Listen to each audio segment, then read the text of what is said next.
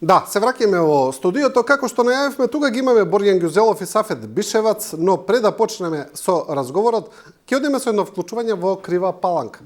Таму е колегата Зоки Димовски, отиде во Паланка да види што се случува во проблемот околу кравите во Крива Паланка. Знаеме дека таму има обвинувања за тоа чиви се тие крави, дека уништуваат поседи, имаме и некаква тука партиска димензија во целата таа приказна, затоа ќе го вклучиме Зоки и да видиме што се случува. Зоки, дали се слушаме, дали се гледаме?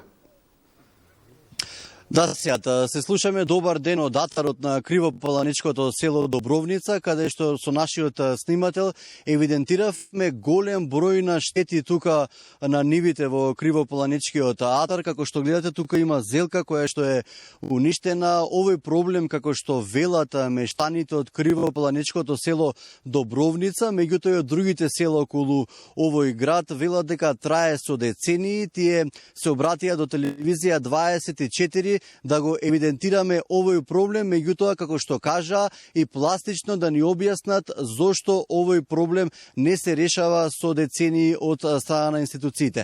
Тука, како што гледате, не е овој проблем само на поединци, туку овој проблем и на скоро сите мештани од Кривопаланичкиот атар кои што се занимаваат со земјоделие. Пред се ви благодарам што прифативте да гостувате во Студио 10. Најпрви да ни се представите, од каде сте? Јас сум од село Добровница, се викам Славчо Велиновски.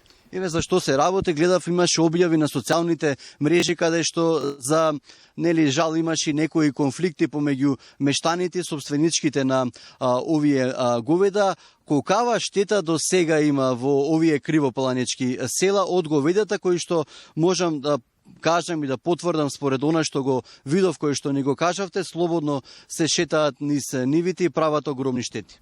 Видите, јас лично имам штета околу 20 тона. Уништена зелка 100%. А иначе село има негде околу 50 тона штета. Ова се должи на повеќе години. Значи, собственикот ме нападна. На мојот имот, на моја штала, ми претеше со убиство, ми пцуеше мајка мртва. Нешто страшно невидено. Видите. Од каде потекнува проблемот? Тоа да ни го кажете, зошто проблемот не се е решава? што не функционира институциите во државата. Ништо не функционира.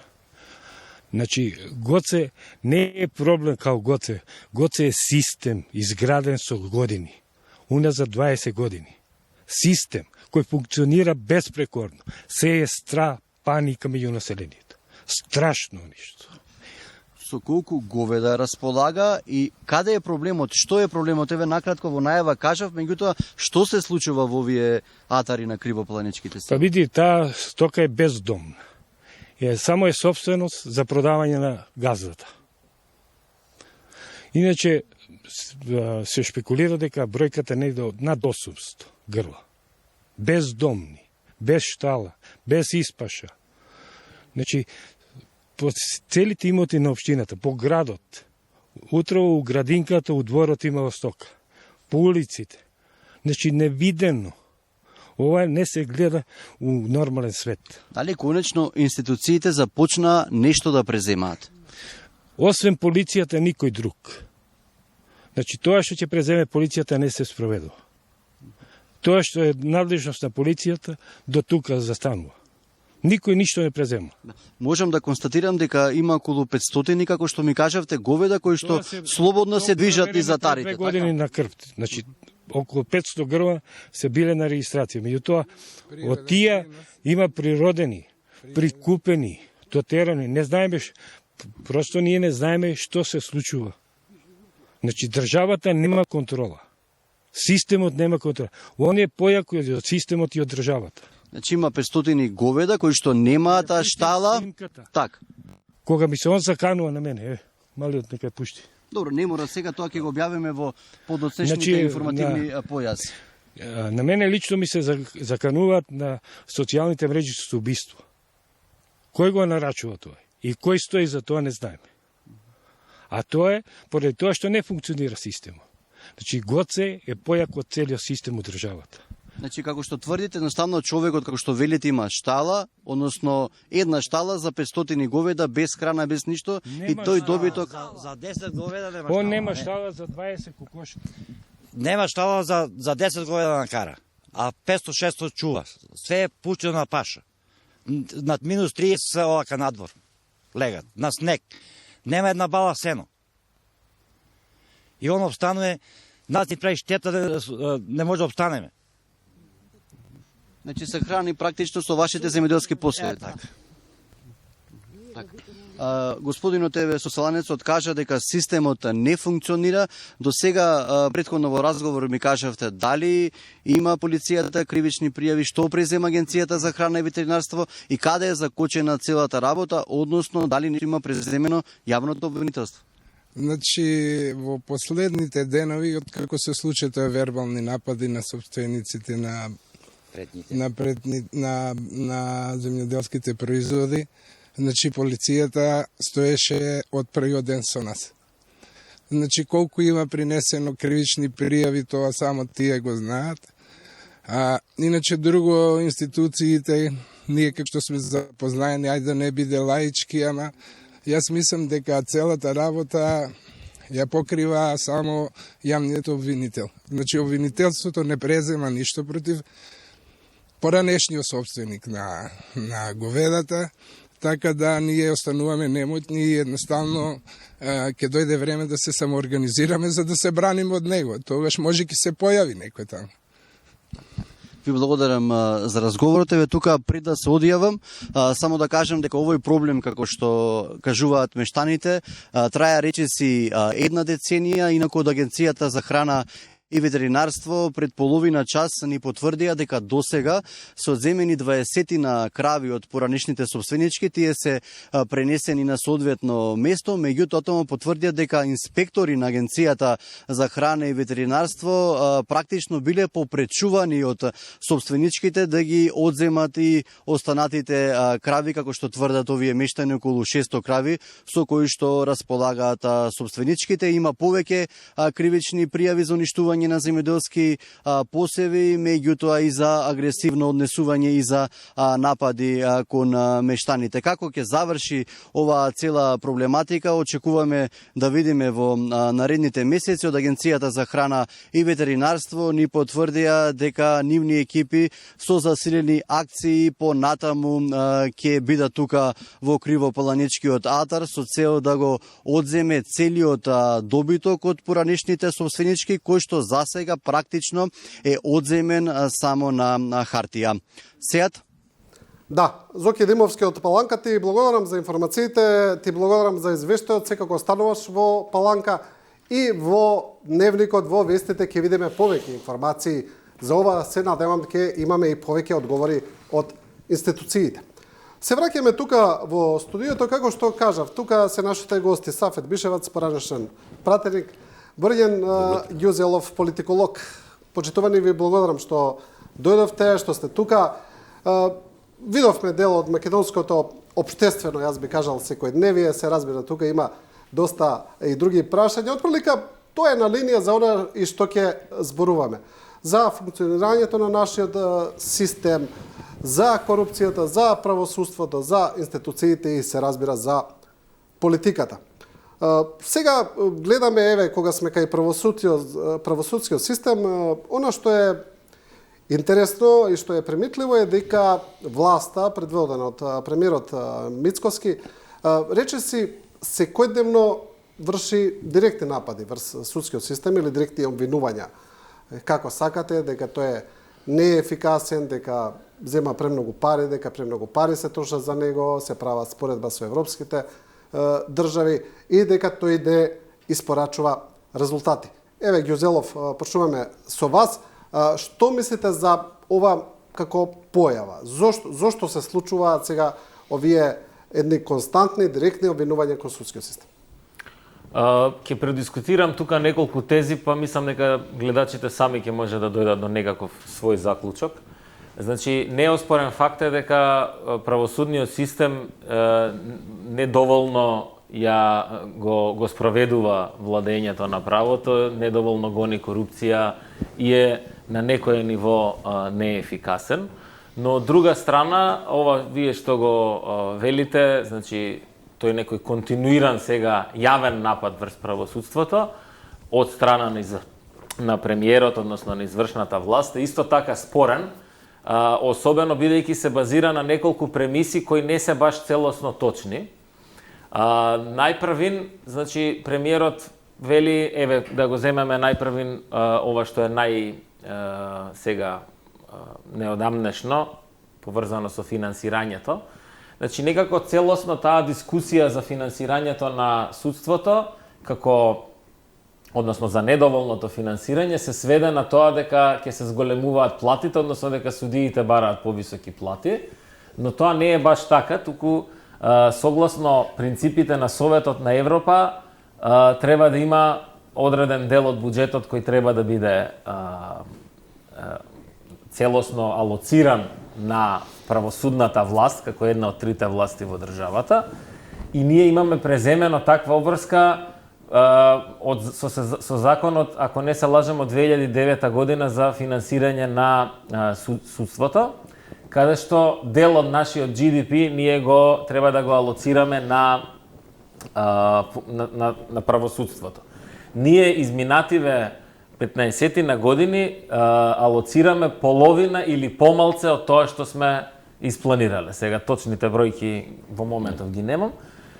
Тоа значи дека ние сами не го почитуваме нашиот закон. И тоа не само оваа власт, туку и предходните власти не успеа да воспостават здраво финансирање и со тоа да обезбедат една автономија на правосудната власт, која потоа исто така ќе влие на перформансот, затоа што не се само платите, се работи тука и за опрема, се работи за истражни центри, за обуки, за бесплатна правна помош и така натаму. Значи, богатите држави кои веќе, сиромашните држави, најголем дел од парите за буџет, за судски буџет ги даваат на плати, но богатите држави исто така имаат високи буџети и таму освен за плати, пари одат и за други важни сегменти од правосудството кои кај нас се скроз надвор од јавниот дискурс. Тоа е една работа и накратко уште две други тези. Тоа е дека правосудството сега било преплавено со кадри од СДСМ. Тоа не може да биде точно ако не се земе и другата страна, а тоа е дека најголемите упади во правосудната власт се случува во периодот кога министер за правда беше Михајло Маневски. Ова ќе ви го потврдат најголем дел од судиите со кои може да разговарате. Тоа беше периодот 2006 до 2009-10. Сега точно кој година беше Маневски. Имаше и други упади и така натаму.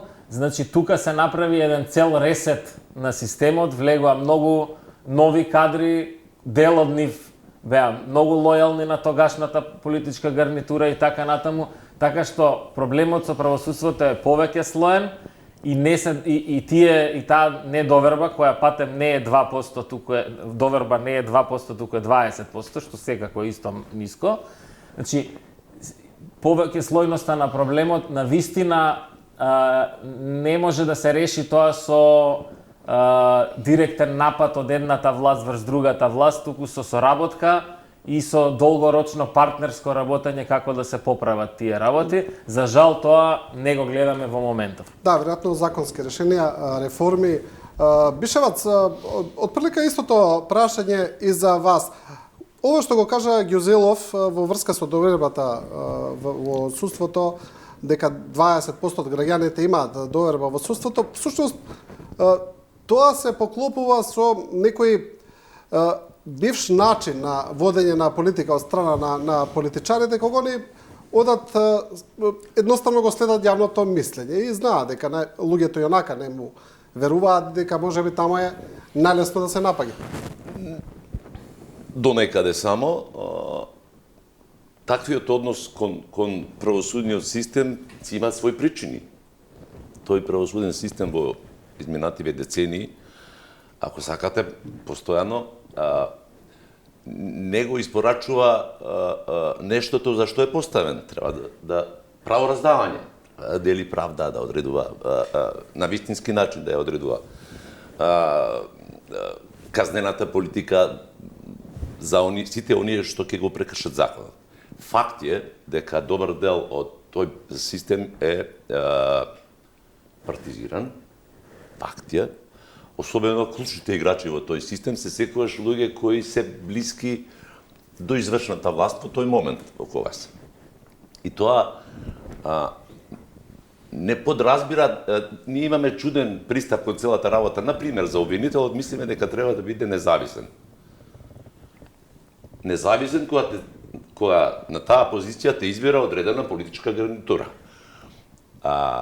Јас таа независност не ја гледам во тој план. Јас барам од таквиот избран државен јавен обвинител да биде неутрален, непристрасен во моментот кога треба да си ја врши својата работа.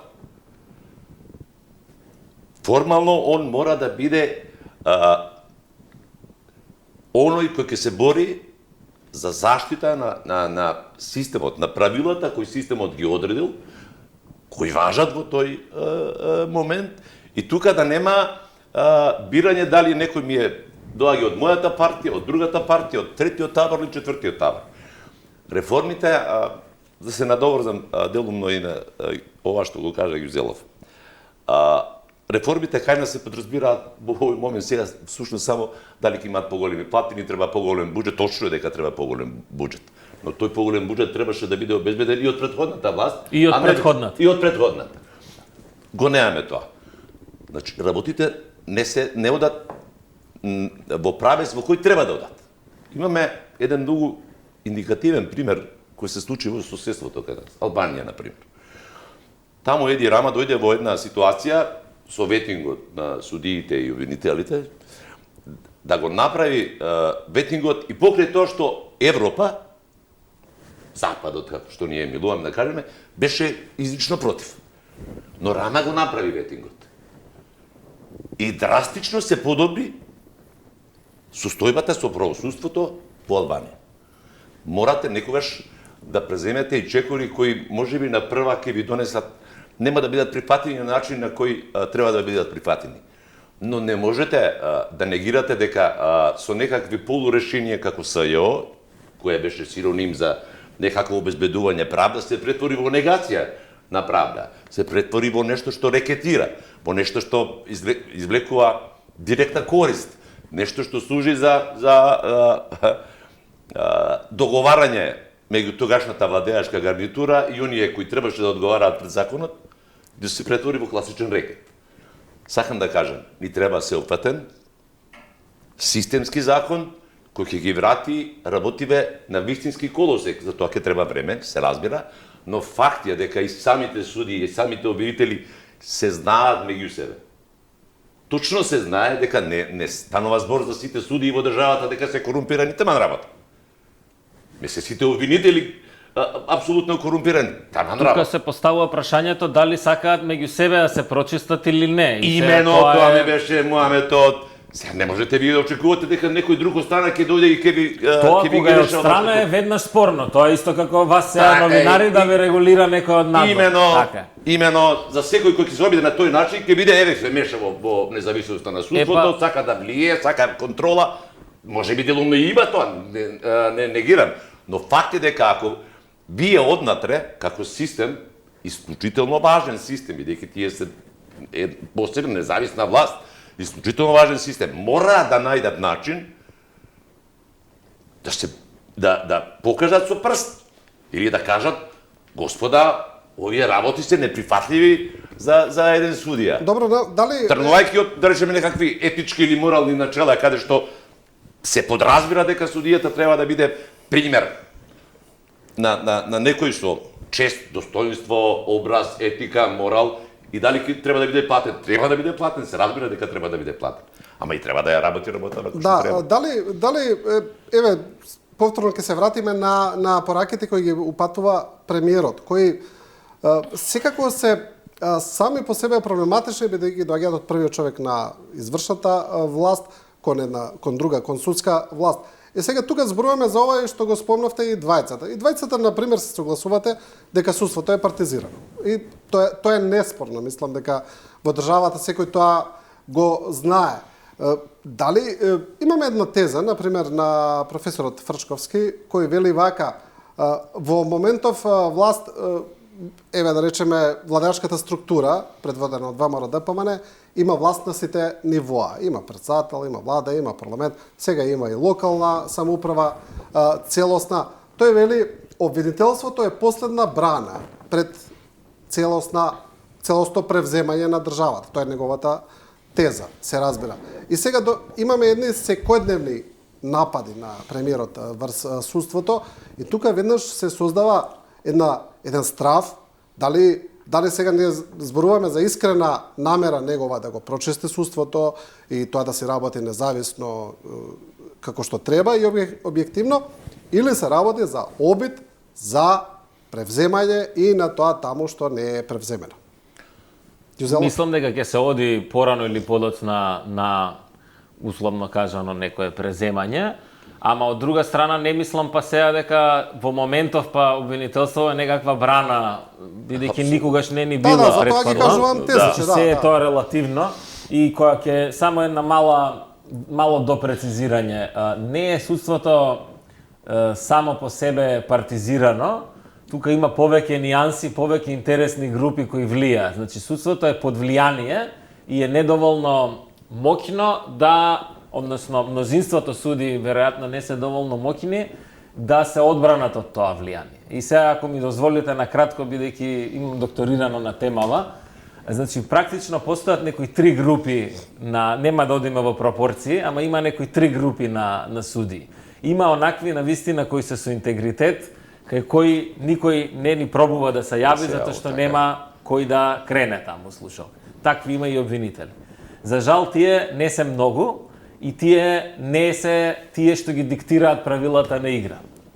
Туку наспроти тоа, тие се жртви на едни правила на игра каде што се наградува конформизам, каде што се наградува блискост до одредени групи, каде што се наградува лојалност кон и партии и послушност и така. Тие се значи за жал повеќе и тоа е сега исклучок втората на група. Да, сега тука е втората група на таа е да речеме најголема и таа е најконформистичката група и таа игра по овие искривени правила на игра кои за жал се изградија, тие постоеле и од Југославија постоела некаква партизираност и некакви влијанија и тогаш се разбира, но овие години, особено во овој период што го спомнав кога беше Михајло Маневски министер за правда, ова јас сум го научил од интервјуа со суди и обвинители, не е ова нешто јас сам што сум го измислил.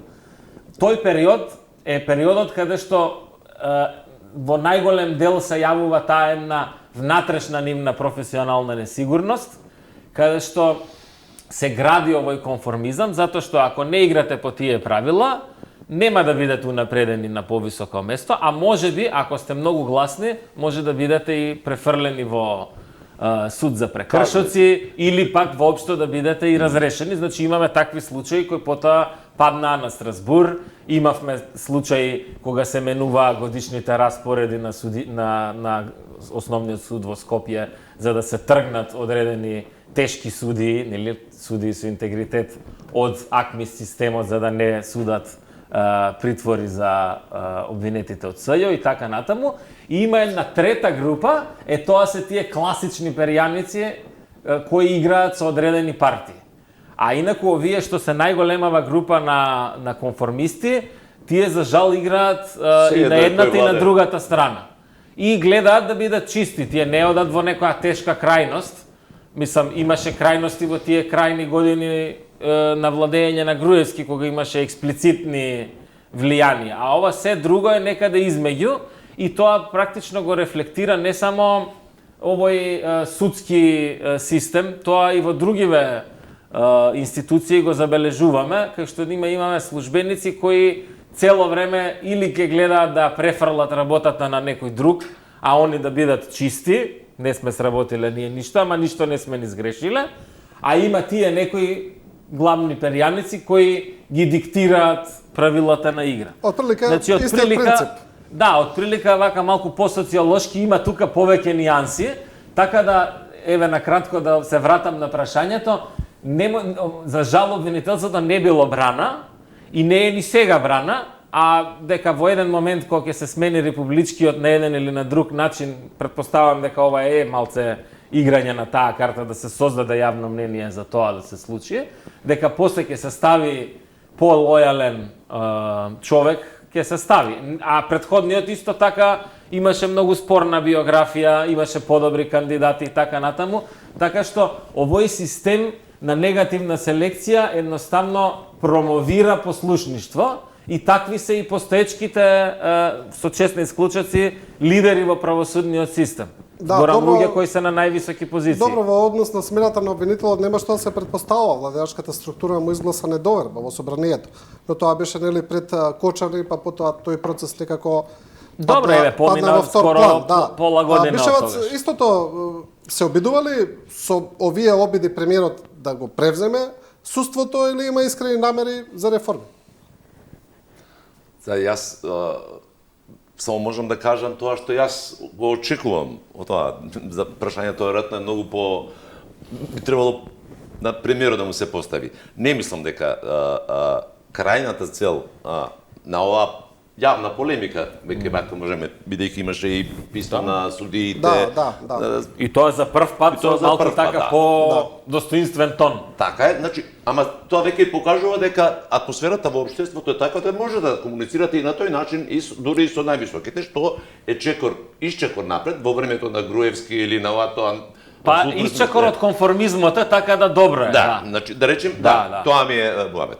Второ, неспорно е, мислам веќе нема ниту еден аргумент со кој можете да ја браните актуелната состојба бидејќи таа е навистина лоша. Да, пазете, Јузело спомна 20%, да, ама 2% се апсолутно нема никаква доверба, а до некаде доверба има до 20%, 17%, тоа отприлика тука некаде. Да. Значи, тоа не е здрава ситуација. Значи, луѓето очекуваат правда. Барем очекуваат систем кој ќе испорачува правдата на елементарно ниво. Што не се од тезата на господин Фршковски дека обвинителството е после набрана, претпоставам дека тргнуваат фактот дека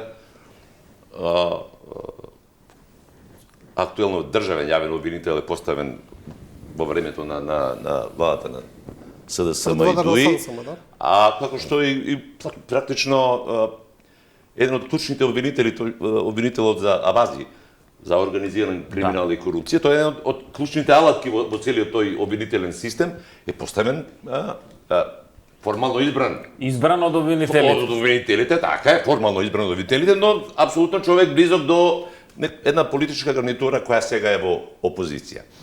И сега, ако професорот мислел дека на тој размислувал опозицијски, па мисли дека тоа е браната против ова, тоа е едно прашање. Но, да тргнеме од резултатите, да тргнеме од барањата, дури таа реформа на правосудниот систем ја очекува и Европа. Ние овде имавме гостин кој дојде како испомош практично, да ни помогне, да ги согледа проблемите и да ни покаже како да ги решаваме. Пример. Имаме многу гости, колку какви Согласно, се ова беше проекти на имаме, хартија. што се Ова беше на хартија, ова е, вака треба, ова треба, така. И ние од целта таа работа не реализиравме ни П од извештајот на Прима. Значи, следува... На крај да, на тоа се сведе, На тоа се сведе. Значи, во таа битка мора да се тргне. Дали некој тоа во овој момент, и мислам дека ветингот, еден транспарентен процес, еден сеопфатен процес, кој ќе го прави, и за тоа треба да се разговара, и тука е улогата на опозицијата потребна. Има испротивставени аргументи за ветинг. Јас што мислам, како мислам дека треба. Навистина треба да се прочисти тој судски систем, бидејќи, пазете, ако корупцијата е рак раната на ова општество, судиите апсолутно не се исклучени од тоа, напротив. Да, Бишевац, но интересно е што за ветинг се залагаше само ДУИ, најгласно. И сега Ама тука се имаме залагаше тука имаме 20 една- години на власт беше, Да, а не го направи ветинг. Да, па за тоа е интересно, да. Тоа е исто Тоа како залагање, значи, видете, Мислам само не зборува за ветинг, нели? точно. И не направија чекор да. напред тоа да зашто не се закани еднаш ние ќе излеземе од влада ако не го спроведеме ветингот. Се заканија кога требаше се спроведе закон за високо раководна служба, што требаше да донесе поголем мерит во вработувањата. Тогаш рекоа не може затоа што им одговараше Така е. да си ставаат директори без само квалификација. Имаме една димензија кај Јузелов во овие јас морам сега буквално наотворено да кажем дека делот од судиите и обвинителите се елементарно неподготвени да ја вршат таа работа, бидејќи го немаат адекватното образование што треба за таа. Обидот со академија и со ова се покажа по мене неуспешен, затоа што имаше една случка кога на конкурсот за во академија за суди и обвинители се пријавуваат кандидати и носат 20 или колку беа на број, носат лажни потврди за англиски јазик. Ако дозволите за И само да ми академијата, кажам, да. ако тој што доаѓа во тој систем е подготвен да направи кривично дело, бидејќи тоа е лажен документ, тоа е измама практично, е подготвен на првиот чекор така да се однесува. Каков суди и обвинител ви очекувате? И немаше никакви немаше институционални, реакција на да општеството. речеме, не само на општеството, не беа гонети тие. Така е. Па тоа е А главниот сите проблем. тие направија кривично Со дело. тоа што треба да внимаваме, сепак јас би рекол за академијата дека е позитивен Не, окей, исчекор. јас велам, но Затоа што е како подобро пример. да ја има отколку да ја нема, сепак имајќи предвид колку се слаби високото образование општо кај нас, па и правните факултети, покрива една од дупките академијата и обезбедува некое унифицирано основно знаење, не само правно, туку и општествено, таму се учат и некои други вештини и така натаму, така да и плюс има континуиран тренинг, така да мислам дека е како реформа многу сепак Може би како позитивен еден сегмент, модел, може како за еден разлика на пример од тоа како се поставија и како сега функционираат двата совети во правосудството, или судски совет и совет на јавни обвинители, кои се пример за добра идеја, а лоша реализација и лоши консеквенции на крај. Да, добро, еве кога зборуваме за правосудниот систем, она што треба да произлезе како суштина од доброто функционирање на правосудниот систем, тоа е борбата против корупцијата. Спроведувањето на законите, владењето на правната држава и сега не зборуваме за корупција само како мито или како она што граѓаните веројатно го перцепираат, таа е многу посложена појава, влие врз секојдневните наши животи, значи од најниско до највисоко ниво. И сега полнени се устите еве на политичките партии, на сите влади, дека борбата против корупцијата е приоритет, дека тоа е наш главен стремеж, но ние имаме едно константно, ако не е зголемување, туку тоа ниво на корупција е исто. Како доаѓаме, Ѓузелов, до тој парадокс? Нефункционалност на институциите и континуирано нивно деградирање и невложување во нив. И повторно тука се, меѓу другото, е и финансирањето, односно ресурсите. Значи, тоа е еден од клучните проблеми. Институциите се недоволно подготвени и да се борат со проблемите со кои се соочени. И тука не се само финансиски ресурси, тука е и кадар. Значи, превработеност има во институциите. Ако ќе прашате за квалитетен кадар што може да истера, да заврши работата, да работи по случај, да прави истраги, да биде независен и непристрасен, тоа не достига. Значи, тоа е клучен проблем, немање капацитети.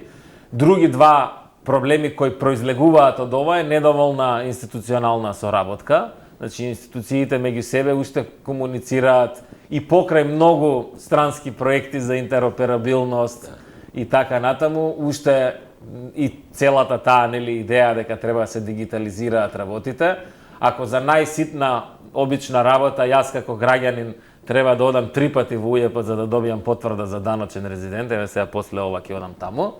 Тоа сите тие интеракции, сета таа неажурност креира простор за некаква злоупотреба на дискрециони овластувања и конечно она што претходно веќе го зборевме, влијанија, но не само партиски, туку приватниот интерес се повеќе влие и го злоупотребува, ги абсорбира, ги злоупотребува институциите и тие не се во можност да го бранат јавниот интерес. Еве, земеме примерот, трагичниот пример со Кочани. Значи, целата архитектура на нефункционалноста на институциите од една страна и нивната заробеност од страна на некакви приватни, локални или национални шерифи, од друга страна. Тоа ни го покажува, еве и сега ќе имаме и повеќе детали како ќе тече судењето, ќе знаеме и повеќе за доказите на обвинителството и така натаму, значи ќе влеземе во детали и ќе сватиме дека тоа ни се случува насекаде. И сега тоа кога така се случува насекаде, кога главните актери кои се и бизнисмени, не се само политичари и политички партии, кога тие злоупотребуваат моќта и ги корумпираат институциите, после тоа тие преседани продолжуваат и кај обичниот народ и после сега сите викаме што ако можат другите, можам и ја. А ако било, не знам, се градело пред 20 години на диво во Арачиново, сега можам и јас да градам на диво во центар на Скопје и така натаму. Значи, едноставно ни се искрира, ни се испреврте смислата за државотворност, за индивидуален интегритет и така натаму. За одговорност, за почитување на закони, се разбира. Бишевац, еве уште едно прашање за ова. Кај нас, обвинителот на хартија, по закон, има овластување, значи да постапи секаде. Тој нема никакви ограничувања. Тој буквално има едно многу широко овластување, тој може да влезе и кај премиерот, и кај претседателот. Сега зборуваме за највисоки инстанции, да не зборуваме за оние подоле. Слично е со судиите, тие имаат доживотен мандат, би можеле да постапуваат навистина независно, доколку сакаат. Доколку добијат од обвинителот добар предмет. Да. Така е. Еве, Судите сега само зборуваме некој кој треба да суди од тоа што е поднесено како пријава, колку е аргументирано, докажано до крај, и имате друга страна која има право на одбрана. И да дополнам уште нешто околу капацитетите, извинете што ве прекинав. Еден од клучните проблеми на недоволни капацитети е кај обвинителите, односно обвинителствата кои се уште немаат истражители, односно истражни центри, каде што повторно владата, односно државата, не го почитува сопствениот закон за кривична постапка и сите истраги се уште се водат од истражители во МВР. И за истражителите како професионалци е подобро да бидат службеници на Министерството за внатрешни работи заради плата, други бенефиции и така натаму, отколку да бидат преземени од страна на обвинителството. Значи толку околу поделбата на власт. Да. Ако предметот почнува со истрага и предистражна постапка, прибавување на докази, па тука има и комплексни истраги, не е секоја истрага едноставна и така натаму. Значи целата таа истрага треба да се случува согласно законот за кривична постапка во обвинителствата, они автономно да работат и после кога ќе направат они добар случај, после да одиме на суд, па да видиме, тогаш зборуваме за како ќе се однесуваат судиите. Извинете што упаднав. Ова се го имаат они на хартија како можност, но не го прават. Па еве, тие се причините, многу причини имаме. Што само укажува на потребата тоа дека мора нешто да се направи. Чекорите веројатно ќе значат и промена на некои луѓе, покажување со прст на некои луѓе за кои има докази, како што беше врховниот судија кој го патија за примање мито. Тоа велат нема борба против. Има, можеби тоа апсолутно е недоволно. Јас се согласувам, апсолутно е недоволно таа борба. Но дека некаков исчекор имате, еве сега еден директорот на платежна агенција патен за мито и е обвинет. Она што сакам како човек, како граѓанин на оваа држава, на мојата држава, Македонија, случајот Кочани да биде првиот студењето во случајот Кочани да биде првиот чекор во реформска насока. Таму сакам да го видам словото на законот, апсолутното почитување на процедурата, апсолутното почитување на правото на одбрана на оние кои се обвинети. Оти само така можеме да дојдеме до правда. Ти имаат право. Има случаи кога тие сите се виновни. Видете, се разбира дека има таму виновни. Се разбира дека има, ама сечија вина морате да докажете. Сечија вина мора да докажете.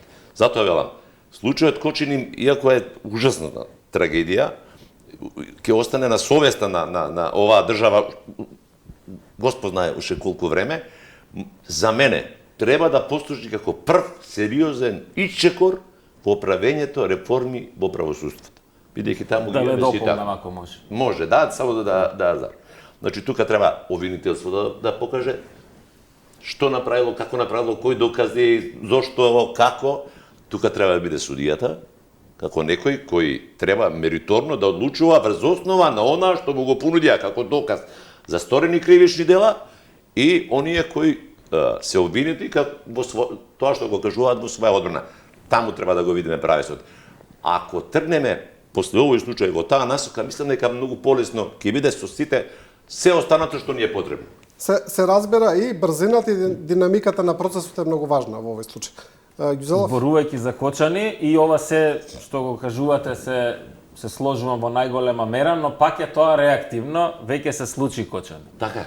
Ние она што треба да направиме, а не гледам дека изминативе 6-7 месеци се случува. Се случуваше првите 2 недели, 3, сите други системски слабости кои се веќе свесни сме дека се утврдени, затоа веќе не ни треба нас докажување на вина и судија. Треба тие што се криви се докажува, така. да се докажуваат и Така. случајот ќе трае и така натаму, нели веќе има дискусија околу тој случај и некои поединости на тој случај, но системските пропусти, се уште има клубови што работат. Дали се размислува превентивно дури не се работи ни за угостителство, ни за клубови. Се работи за елементарно превентивно размислување, кое не е превентивно во смисла дека сега ние сите треба да имаме 3 сценарија што во случај на пожари, што во случај на поплава, треба и тоа да го имаме, но превентивно во смисла повторно на почитување на правилата. Да, значи секој дневно се случува во улицата јас во изградбата на стамбените згради. Од таму треба тоа да се плюс, значи секој дневно се случува да се вози во едносмерна насока, кога ќе му кажеш зашо возиш во едносмерна, као ја им кажувам. Да. Возите во едносмерна насока, знам тука живеам. Тоа е ставот. Сега тој став е став на страна на луѓево, на менталитетот и така натаму. Тоа треба со функционални институции полека да се менува. Затоа што кога ќе видиме ние еден јавашлук и нефункционалност на другава страна, на институционалната страна, после и тој што вика ја тука живеам, ја тука значи смеам да го прекршам законот, тој веќе има алиби за тоа. Значи, тие системските работи, ние ги дискутиравме, ако не се лажам, со некој од вашите колешки баш во ова студио, недела дена после трагедијата, и тогаш имаше засилени инспекцијски контроли, па се одзедоа лиценци, вакви лиценци, такви, одлично, супер, но дали имаме континуирано следење на тие работи? Проверете во вашите стамбени згради дали имате црева за противпожарна заштита во хидрантите.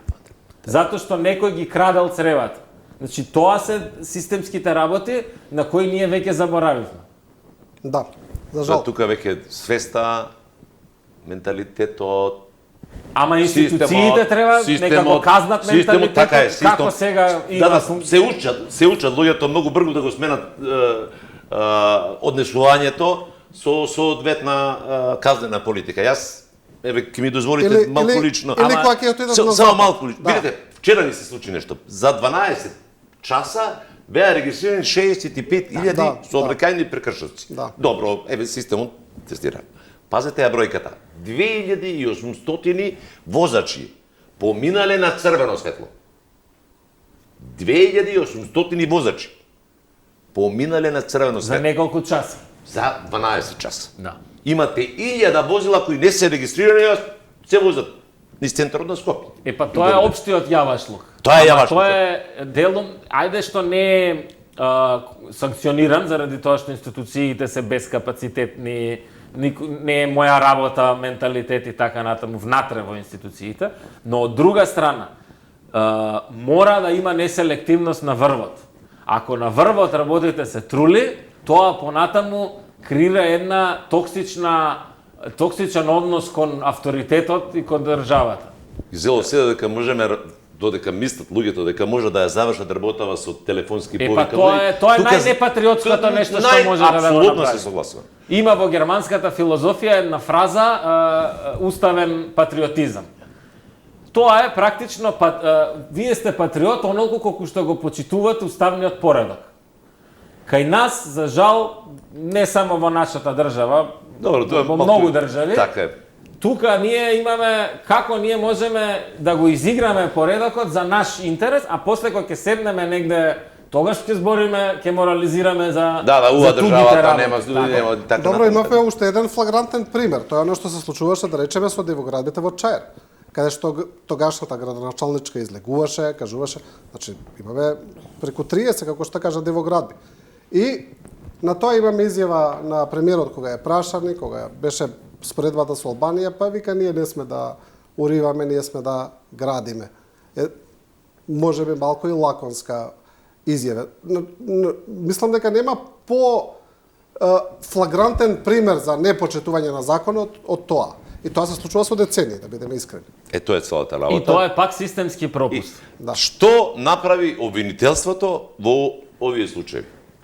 Тие се тие што треба да Така е. Да, кажаа дека Што направија? Кажаа дека постапката тече или дека е во тек или не знам. Не знам докаде е, да. Ние тројца можеме да направиме записник и да видиме за 2 дена да го истражиме случајот. Да. Не. Јас не велам дека она што го правеше Арсовска во последниве месец-два дена Да, не навлегуваме во политичките мотиви. Не велам дека не е точно. Да. Навистина точно. Но тајмингот, однесувањето, целта, претпоставам, беше сосема друга, но окей, тоа е нејзин проблем. Да, ама она не зависеше во тој момент од никого и почна да зборува за тоа. Именно, Зашто се тоа ми беше другите мој. не зборуваат за тоа? Кога говоре пресказ државниот јавен обвинител дека он него бидејќи го поставува одредена политичка гарнитура со мнозинство во парламентот, тоа е власт. Тој не може да каже јас сум независен од нив. Зависи, бидејќи тие го поставуваат, тие со истото мнозинство може да го сменат. Но како треба да биде? Треба да биде неутрален во моментот кога треба да носи одлука. Дали неговите подредени обвинители, колеги ја завршиле добро работата, што треба, прибирајќи ги сите потребни докази, и во тој момент да не зависи дали некој е министер во владата, директор на училиште, командир во полиција, не знам, се нафрлам. Во тој момент да биде важно дали го прекршил законот, дали за тоа има докази и таа постапка мора да се најде пред суд за да следи она санкција која е пропишена по закон. За промена на тој менталитет, не знам, вие 2000-те млади сте вие, помлади сте од мене, на почетокот на 2000-те години, службено, нели, од друга телевизија одев во Албанија. Во неколку наврати за известно од одредени настани. Значи, првиот шок кога влегуват во таа држава беше тотален хаос во сообраќајот. Таму не се знаеше лева, десна, две ленти. Тоа беше џунгла. Сега веќе се вози подобро него тога. Сега, последен пат кога бев, вие не можете да ја препознаете таа држава. Да. Изнајдоа начин, тие кои мислеа дека со тоа што од еден комунистички, социјалистички систем влегуваат во демократија, тоа подразбира дека тие може да се однесуваат како што сакаат. Епа не е демократија претварањето на системот во анархија, правењето што сакате.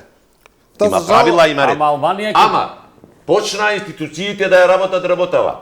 Казна една, казна две, казна три, нема пријател, кум, роднина, братуче, тетка, ова, нема. Си ја плаќате казната и тоа не на лице место, кога идете, како што е во Косово, ќе идете во општина, да ви оземе уште 2 сати, дури ја платите казната, да се вратите назад и да изгубите цел ден, плаќајќи казна, затоа што сте возеле побрзо. Побрзо сте возеле. И сега, ако ви се исплати и друг пат да ве начекаат со истата казна, и па да го изгубите денот, одејќи во општина или во почта да платите, тоа е друга. Завршена работа. И сега и на Косово имате одличен ред во сообраќајот. И нема кога ќе ве запре полиција, како што има, јас лично бев учесник, нема тука се брзам, не се брзам, него видов знакот, нема. Тоа е, повелете. Ова е прва работа, полицајот ќе праша што работи. Што работиш? Да видиме што можеме ала звериш да Така тера. е. Да, добро, Косово и Албанија ги земаме Косово како нова држава. Како која јас како нова, исчекор, како напад која од нешто што треба да почнала Албанија е најнова држава, ако Албанија- земеме од кај почнува. Да, Така, која од- произлега од еден хаос, од една анархија Ќе на се почетокот. учи во учебници што се е поминато за 30 Од години и 30. што е постигнато. Не за 30 практично. 90-тите и 2000-тите беа многу турбулентни таму. Така е, За така е. 15, па еве 20 години, значи поместувањето, нормално таму има и многу црни пари и многу контраверзии и сето тоа.